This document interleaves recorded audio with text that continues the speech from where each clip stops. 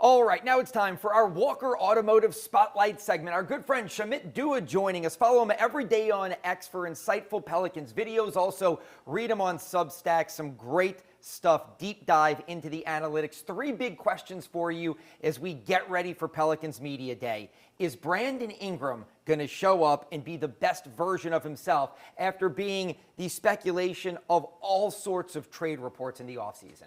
This might be the number one question the Pelicans are facing heading into the season. When last season ended, we last saw Brandon Ingram, pouting in the play-in game when he was benched and Zion was having the game of his life, and B, after in the playoffs, there was a little bit of a moment between him and Willie Green where things got a little bit heated, and then over the summer, he didn't show up to the voluntary workouts that maybe not be so voluntary that the Pelicans would have liked for him to show up. So I don't know if anything has transpired over the last few months that give me a great deal of confidence that Brandon's heading into this season with a very positive mindset. He's been seeking a max contract and has not been given it by the Pelicans yet. Yeah, it's going to be a very interesting situation. It's one thing to have the rhetoric and say you're in. The reality is, are we going to see it? Is he going to play all the time? Is he going to play the way the Pelicans want him to play? It's going to be interesting to see how this unfolds. Question number 2, Trey Murphy. We all thought, most of us, if Brandon gets traded, he's the starter. He fits perfectly with Zion. He's probably in line for a big contract extension very soon. Does he get the contract extension? And what is his role going to be if BI's here?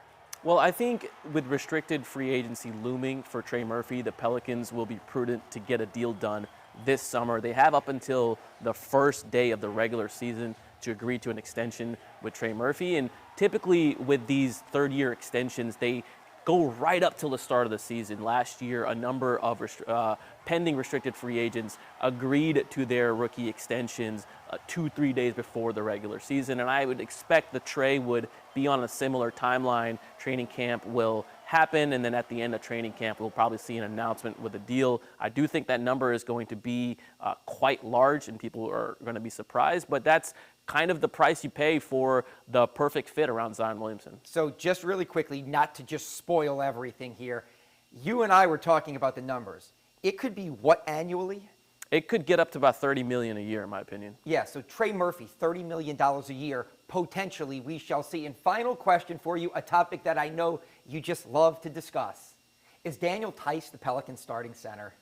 Wow. I said Brandon was the number one question. This might be the number 2 question. The Pelicans, in my opinion, have a strength that perhaps no other team has, and they have 6 top 100 players. And outside of Boston, I just don't know there's that much talent on the roster. Now, none of those players happen to be a center, so they have to be a little bit creative with how they get at least 5 of those guys on the court together at the same time. And in my opinion, the best way to do that is to start small. You start with Trey Murphy and Herb Jones at the wing positions, Zion quote-unquote playing the center, but we know he's probably not going to be guarding the center, DeJounte Murray at the point guard, and Brandon Ingram at the other forward spot. And then they can switch 1 through 5, and they have perhaps the best offensive unit in the league, and then you bring Daniel Theis off the bench to spell and for particular matchups. All right, that is great. I'm not disagreeing with you. You convinced me over the summer that's the way to go. Willie Green coaches this team. Is that the way they're going to go? It's difficult for me to say before media day. I think you reported that they are leaning towards starting Daniel Theis, that Willie Green has been a more traditional head coach.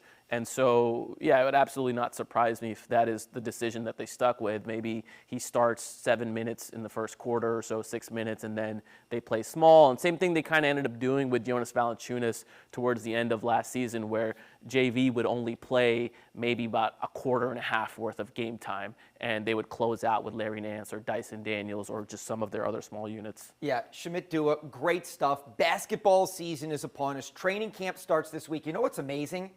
We did a 5-minute segment about the Pelicans, and we didn't mention Zion once because that's how good of a place we believe he and the organization are in, and I think he's in good health right now as well.